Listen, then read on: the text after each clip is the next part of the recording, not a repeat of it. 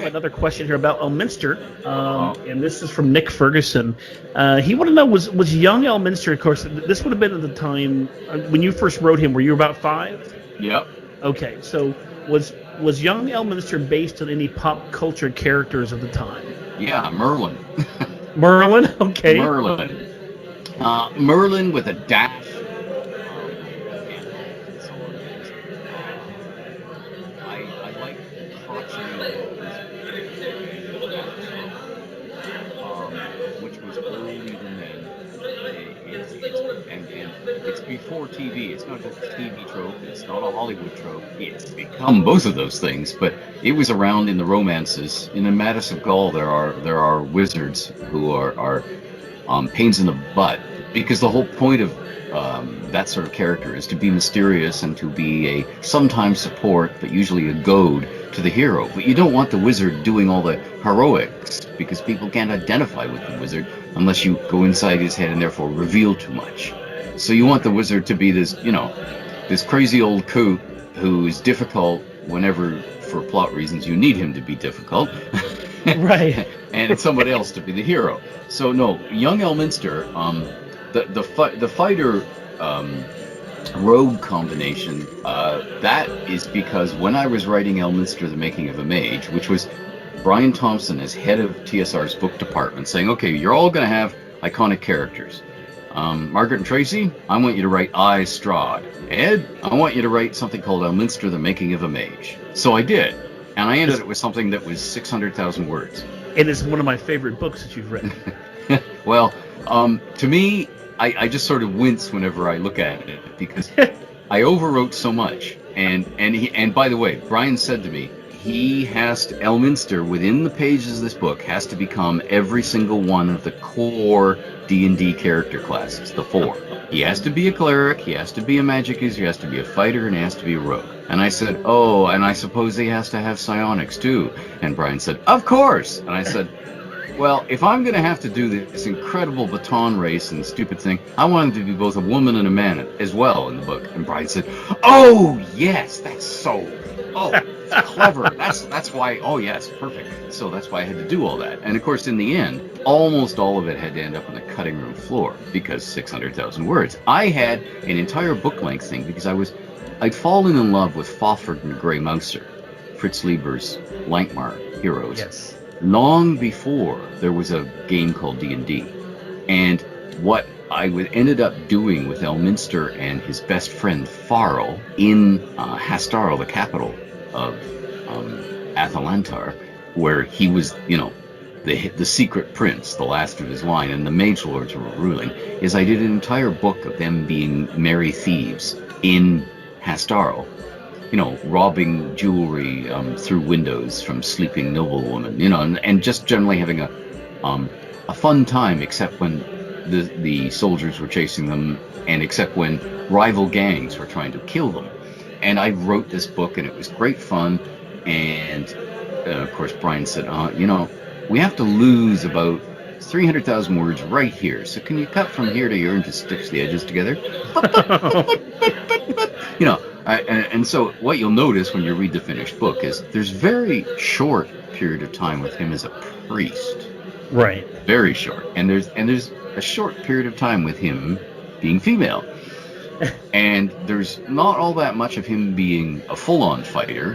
He's just behaving like a regular Joe would when he can only grab a sword and a dagger or a pitchfork and have to, deal. But there's lots of fun being a wizard, and there's lots of fun still being a thief. So that's why the combinations were in there. It was editorial direction. And from the beginning, the way the Realms books have been, TSR, now Wizards of the Coast, owns the Realms. They bought the copyright from me. They can tell me exactly what's to be in the book, and if I don't write it, they can have somebody else rewrite it to put that in there. Right. And so it wasn't me going, oh, I think I'd like him to be a fighter rogue. And no, it wasn't like, wish fulfillment for me. It wasn't my Mary Sue. I didn't want Elminster to be the focal character, ever. I thought he worked better as the pain in the butt prime mover in the background. this sort of, well, here's another fine mess you've gotten yourselves into, sort of thing, Right. that guy.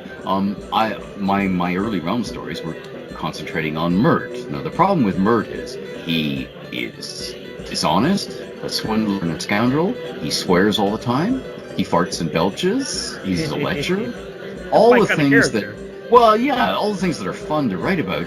But at that time, we had a code of conduct for all TSR stuff because they were already facing this charge of Satanism and should be stamped out from what they used to call angry mothers from heck, from all over the United States, their prime market, and of course everywhere else in the English-speaking world where it got sold. And because people were yelling and screaming that this game was witchcraft, because if you're a holy roller, anything that even mentions magic is by definition witchcraft, even if there aren't witches in it. Right. And at the same time they were thinking this is all Satanism. And okay, most of the people using that charge, they didn't even have a coherent idea themselves what Satanism was. And they certainly couldn't have explained it what your kids sitting around a table eating potato chips and drinking soda and telling a story, how that could be satanic. But they didn't care. So to avoid or minimize those charges, because of course what it means is various store chains, particularly in the southern United States, don't want to carry your stuff because, hey, dangerous satanic stuff, we can't have that, we can't be selling that. So they wanted evil never to profit, which is why some of the improbable plots in some of the novels turned out the way they did. Now, you see, later on, we were able to go much further, and some of us, like Bob Salvatore, were able to go much further right at the beginning. Homeland ends with a demon having. Well, let's not spoil it for the people who haven't read that great book. But I mean, suffice to say, something that I was not allowed to write about. And they were trying to keep us under wraps and being good guys. So Mert didn't fit as a character, and I also thought Elminster didn't fit. I always think what works better, and I tried it in Spellfire, and I tried it again in the Knights of Midranor, was to have you look over the shoulder of some young kid who's always wanted to run away and seek adventure, and then they do as you read the story, and be careful what you wish for. Right, exactly. No, exactly. Now, that's also the reason for the Time of Troubles, wasn't it? Because of the uproar about demonism and Satan worship and people doing role-playing games. And isn't that when they got rid of the word demon and they got rid of the assassin and all those characters? Yeah, I can't remember exactly when demon and devil went away and they became replaced by Tanaree, and so on, which was purely to chop the argument out from underneath a simple-minded and dishonest holy roller who waves a D&D rule book like the Monster Manual or the Player's Handbook or the Dungeon Master's Guides and says, the word devil is in this book 36 times, and the word demon, and it's like, okay, if you take the words out of the book, then it's sort of like catching Senator Eugene McCarthy at his own game when he says, I have proof, and he waves a huge sheaf of papers that you're a communist. You say, where? Show me what's on.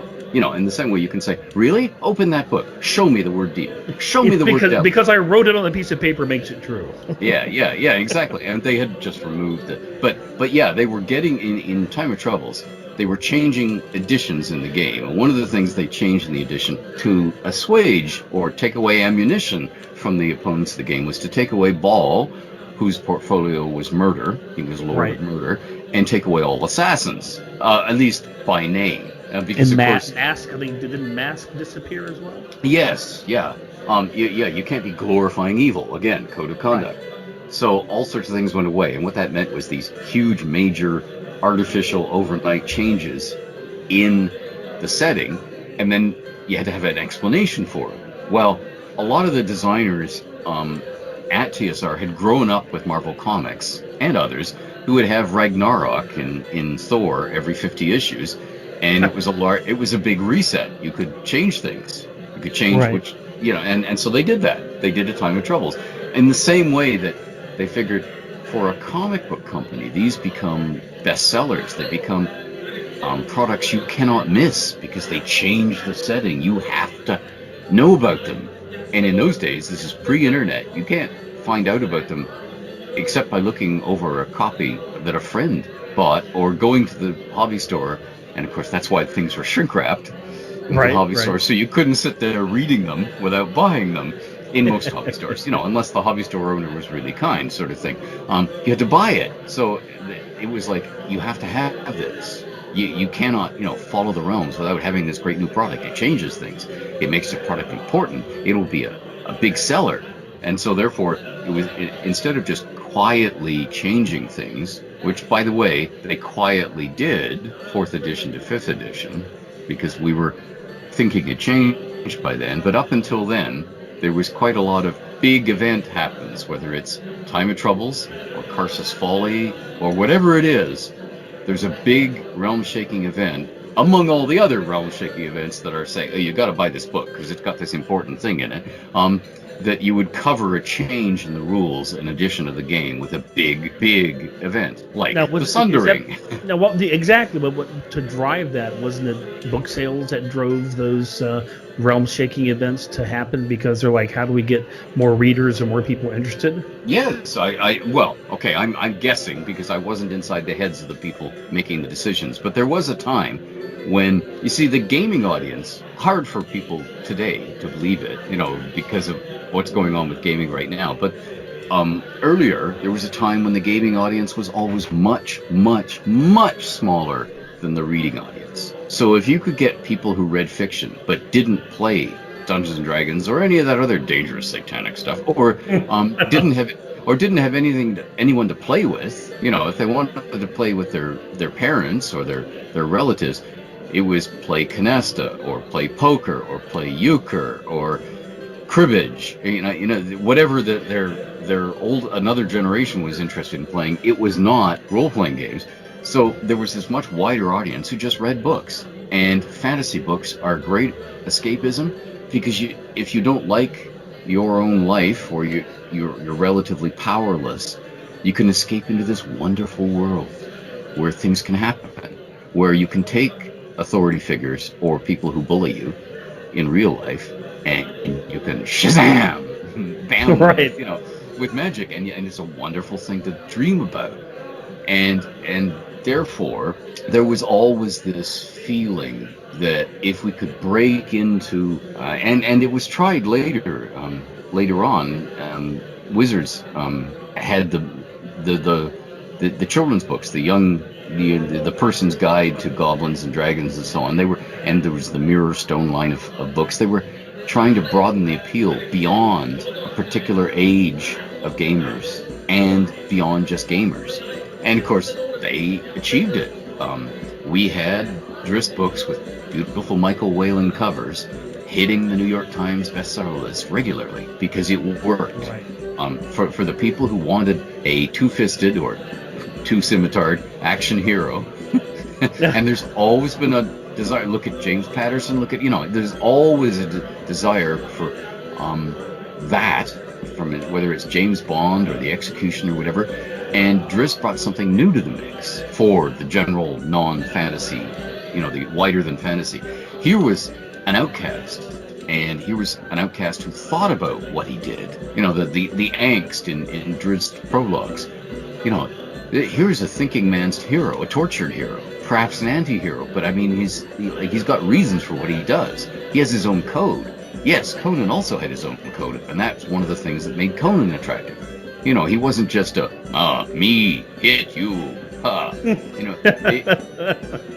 it was I am the noble savage. You are the decadent. No, you cheated. You lied to me, sort of thing. And there's this there's adhering to a personal code, and it might have been a misogynistic or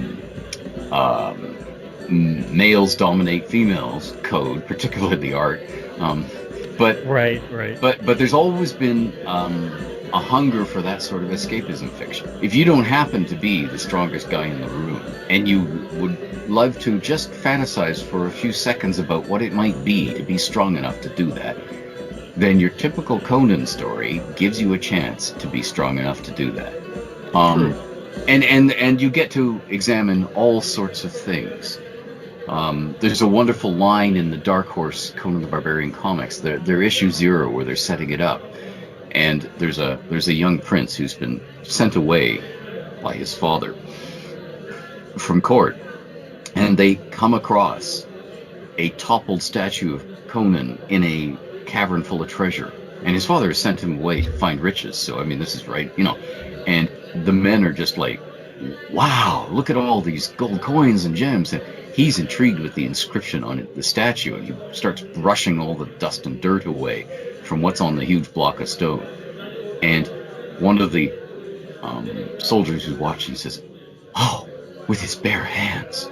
Right. Yeah, because the prince is doing something for himself, and you're thinking, what a lovely wry observation about class and so on. And so all that stuff can be worked into a fantasy story, and it can resonate with people who don't play role-playing games. So there was always this attempt to have the fiction line. Now, this is at the current thinking with Wizards of the Coast as the copyright holder. They've done away with the novel lines. But there is already a few more Drizzt novels being done by an outside license, HarperCollins. And what that means is you don't have to have editors on staff and the overhead. The licensee is bearing all those costs, and you get a share of the profits. This is one way of monetizing an intellectual property, like the Realms. All the many news items and rumors and ongoing attempts to make movies would be the same thing. But back in the day, there was a time when the novel lines made way more money than the games. Oh no, I can remember going to the Barnes and Noble or the bookstores and just drooling over the dozens and dozens of novels. They had the whole section of Forgotten Realms, and it was hard to choose which book to buy if you didn't buy them all. So yeah, no, I remember those times, and I do wish for those times again, which I don't think they'll come back. But me too. Nice. You too. I know that'd be pleasant, wouldn't it? Yeah. Word now, ain't nobody say what I own. Sky let me gonna get everything now. I'm taking it. I say don't you go anywhere now. Ain't nobody say what I own. Sky let me gonna get everything now. I'm taking it.